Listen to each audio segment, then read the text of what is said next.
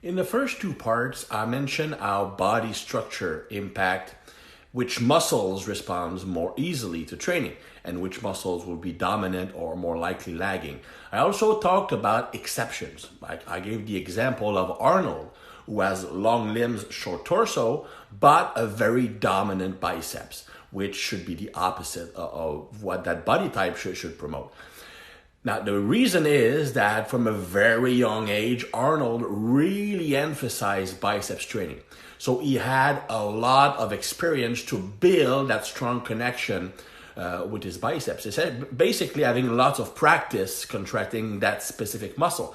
And that's something that can also influence which muscles will respond more easily to training.